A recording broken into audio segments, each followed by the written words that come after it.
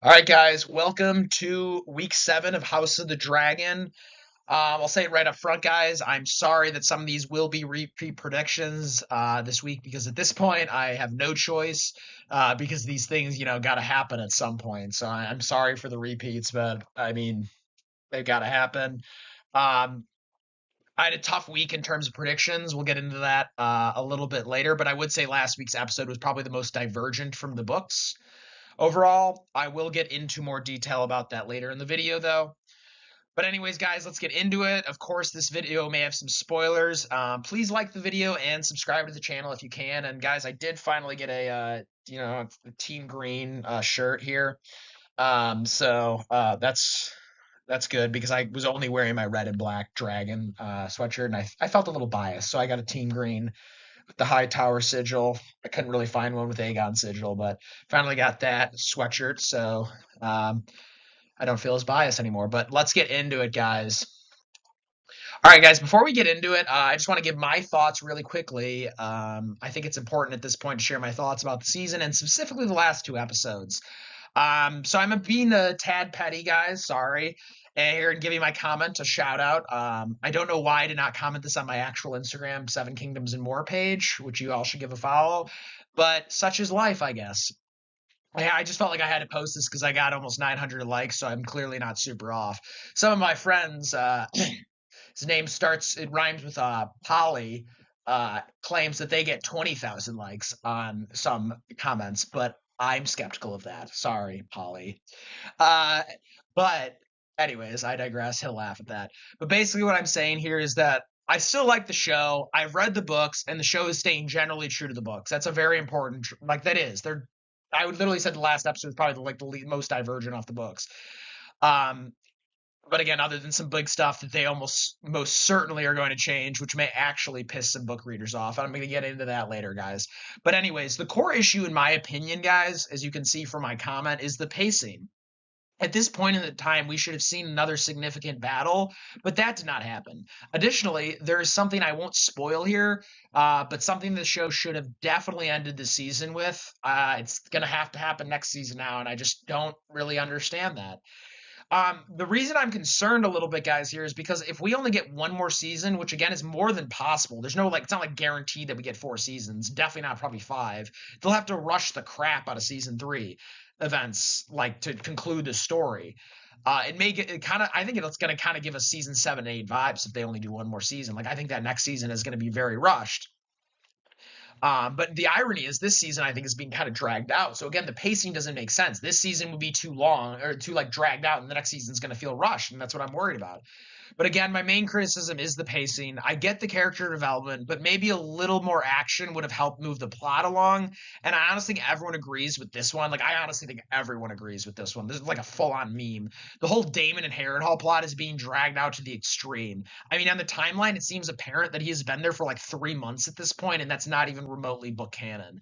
And in my humble opinion, I think they're kind of whitewashing Damon's character a bit. But again, guys, these are my opinions. You can disagree. Feel free to comment in the comments. I still really I overall I like the show and I still definitely have some optimism about these next 2 episodes. But again, like episode 1, 2, and 4, in my opinion, were excellent. But 3, 5, and 6 were pretty weak episodes. I mean, look at this. Episode 6 has one of the lowest IMDb ratings of any Game of Thrones or House of the Dragon show. So, and those were like season 8s that literally were worse than them, and everyone hated season 8 of Game of Thrones. So that's kind of saying something. So I know that like this is somewhat true because especially I almost got 900 likes on this. So this must be kind of true. Like people must agree with this to an extent. But anyways, guys, let's get into this week's predictions. All right, I didn't do too hot last week again, guys. I did say these predictions are getting a little harder and harder to make as the weeks go on because I do think as the season progresses they're getting a little bit more away from book canon, but again, they're mostly staying on it. So, I do owe you 2 beers. I have this delicious beer. It's called Tiger. Highly recommend. Delicious. But yeah, House of the Dragon season 2 episode 6 prediction small folk. Aemond and uh going to Harrenhal and the Lannisters marching towards the Riverlands. I would say I got that overall right. Daemon leaving Harrenhal, no, I did not get that right. The what is it? The riot in King's Landing being being started by Alinda Massey. That seemed to happen in this episode, so I gave myself correct. Aegon and the third and Stormcloud, nope. And we did hear about Otto, but for some reason he's like not like they're not like they don't he's not responding, which I think is kind of weird. I don't know what's really going on with that, but yeah, Otto did not convince the Tyrells to join the Greens in this episode, so I was wrong on that. So with that, I'll give you guys all a big sip. All right, let's get into this week's predictions. I'm actually feeling kind of confident. All right, prediction one: Aemond wreaks havoc on Harrenhal. Okay, so I actually think, even though it is my first prediction, that this will happen at the end of the episode. We will need to see Daemon leave Harrenhal first, which will come later on in this video. I'll talk about that in the next slide. But we know that Criston, Gwaine, and their army and the smaller green army is on the march to Harrenhal. Again, guys, I do recommend reading these quotes. These are all new quotes from didn't have any of these last week. These are pretty interesting in my opinion. What I think will happen is that Aemon will be convinced or act on himself going to Harrenhal. Remember, at this point, we do not know he is going with Vhagar. We only know that Criston and Gwaine and their army is marching. But I think something will trigger Aemon's naturally impulsive behaviors. Maybe a word from Harrenhal that Daemon has officially seized the Riverlands for the Blacks, and that will trigger him to fly on Vhagar to Harrenhal and absolutely mess that place up. Do another beer chug.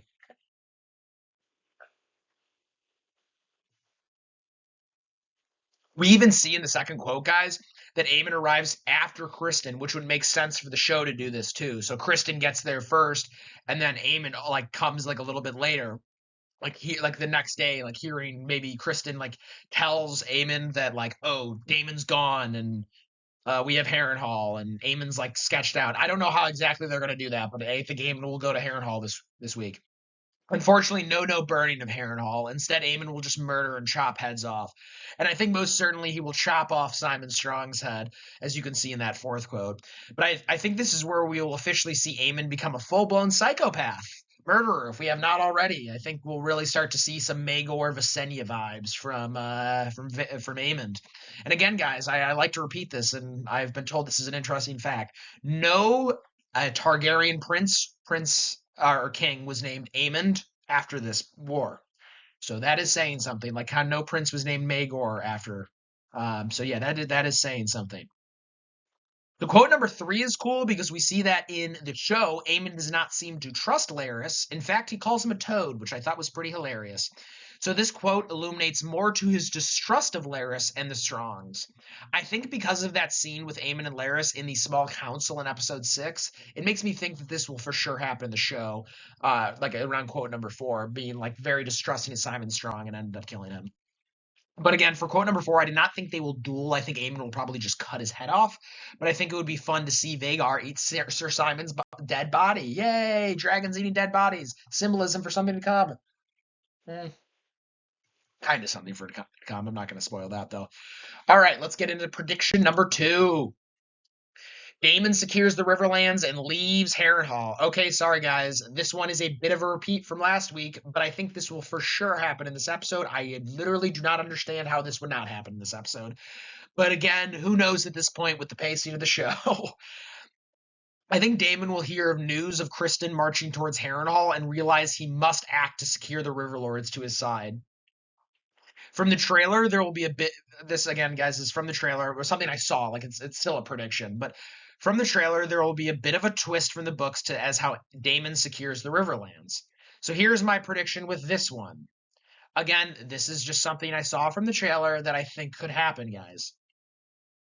I think Daemon will do like a one-on-one combat or maybe even like a 3-on-1 combat with some elite knights in the Riverlands. The Riverlords and he will make a deal. If he wins, like a deal with the gods, like the Faith of the Seven or whatever. If he wins, they will side with him, and if he loses, well, he'll be dead, and they will side with Aegon and the Greens, Aemond and the Greens. But I do also want to mention this idea that probably won't happen, guys, but I think is kind of cool to mention as like a little fun fact, and is not talked about too much, I think, in the Game of Thrones books, more in Fire and Blood. But the Trial of Seven, which I think could happen. It's the Trial of Seven, or Trial of Seven, is a form of trial by combat an offended party can demand during trial. It is linked to the faith of the Seven and Andal tradition. The Andals believe that if 7 champions fought on each side, so Aemon could pick 6 champions, and then the Mallisters and Daenerys, or whoever opposes him, can pick the other 7 champions, and thus the gods honored who would be more likely to see justice done. So it's like a 7-on-7 duel. I highly doubt we'll see that, guys. Just kind of a cool thought. Definitely need to do a little beer chug here, guys.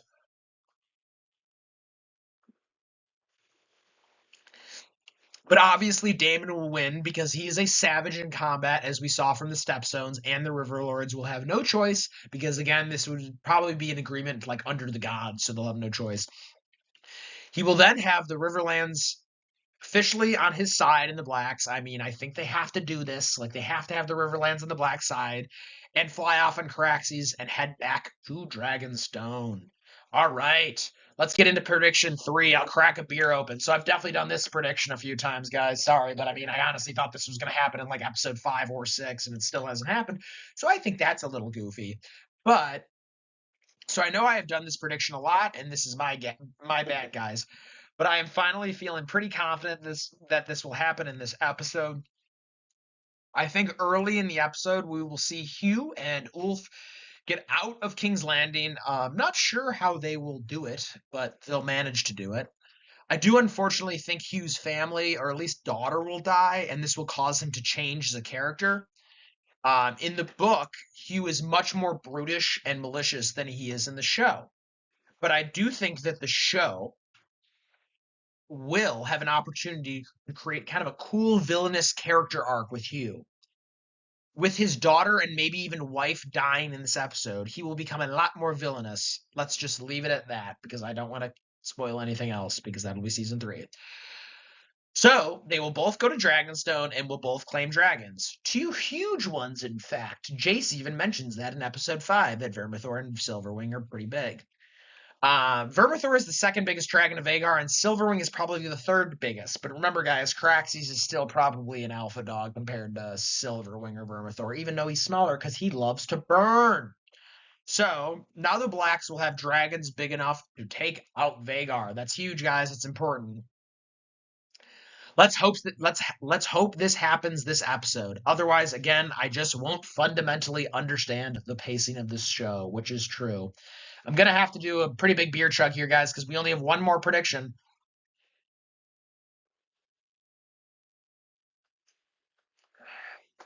All right. Prediction 4, as you can see in the quotes, or not the quotes, the parentheses. Gosh, that's embarrassing. But big book change. All right. Rhaena claims Sheepstealer. What does that mean, Henry? So I saved the craziest one for last. This one is going to be a huge change from the books that they may make some book readers and nerds like me upset. The irony is this change doesn't deeply upset me because I mean honestly I kind of get why they're doing this. I think adding too many characters is going to start to kind of confuse casual fans. I highly recommend reading this quote, guys, because it's like who really claims the Sheepstealer in the books. Okay, guys, so remember in the last episode when Rhaena and Joffrey were walking around in the Val and saw that big dragon footprint? Ooh, ominous.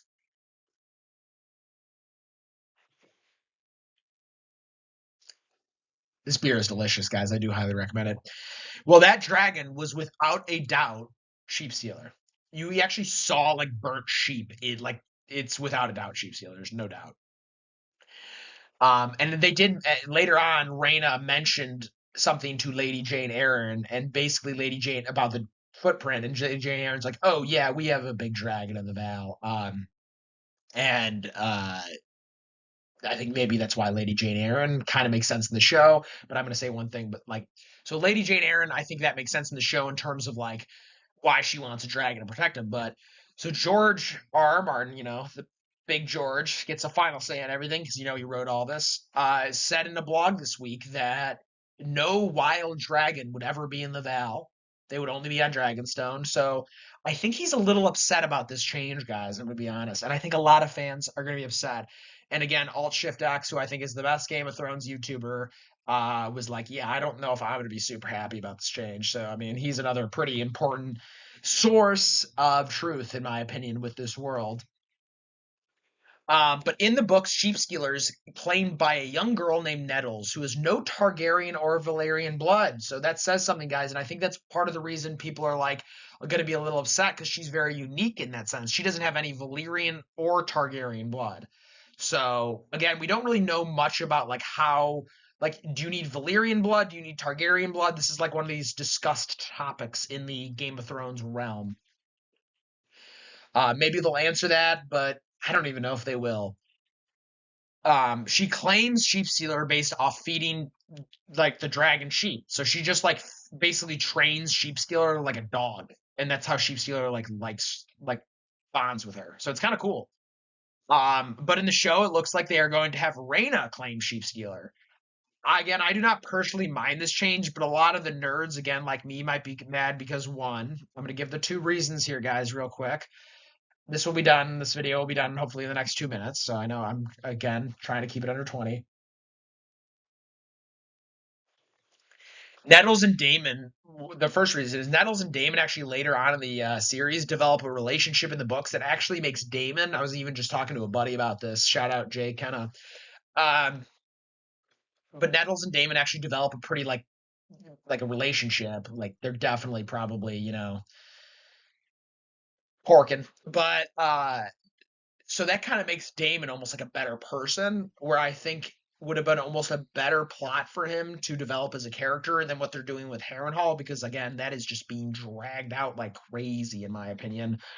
But yeah, so Nettles and Damon develop a relationship in the books, and again, that's not going to happen because she's not going to be in the show. And Rhaena at the end of the story claims this dragon called Morning, and it is somewhat significant in terms of symbolism with Daenerys later on. I'm not going to get too much into it. Basically, like Morning is like the last dragon that like ever lives before Daenerys's dragons, and there's basically like this crazy plot around Morning that, oh, I'll just say it, guys. I think this is fun for everyone. I hope everyone's listening. Basically, there's this whole plot that like the Maesters are conspiring to kill all the dragons, and they basically indirectly started the Dance of the Dragons with killing Aemon and Balon Targaryen, and then leading to the Great Council of 101. Like, there's this whole theory. It's like not even just mine. It's like a bunch of YouTubers and people like believe this, and it does make a whole lot of sense because uh, basically the Maesters are very like science based and like hate magic, and they want to get rid of all forms of magic, and dragons are magic, and they're like, let's start a coup, like a plot, basically a conspiracy plot to get rid of the dragons. And it's actually mentioned in the Feast of for Crows. I'm forgetting the Maester's name, so my apology. But one of the Maesters is talking to Sam and is like, "You think the Dance of the Dragons just started casually?" He's kind of implying, like, I'm pretty sure George even believes in this theory. Like, I'm pretty not believes, like, wrote this intentionally about this theory that the dragons, the Maesters wanted to kill the dragons essentially, and basically, guys, Morning, who was the last dragon before Dany's dragon, who was supposed to be Rhaena's dragon, was suspiciously died when she was like a young hatchling, like right after the war. So I think there's gonna be some book readers and nerds. I'm personally not super upset by this one, but I think there's gonna be some nerds like me who, let's just say, are, not happy about it. But anyways, guys, I'm feeling fairly confident about this week's episode. I think it's gonna be good. I really do. I'm really optimistic actually about this episode. And with that, I'll end on a big beer chug for the fans.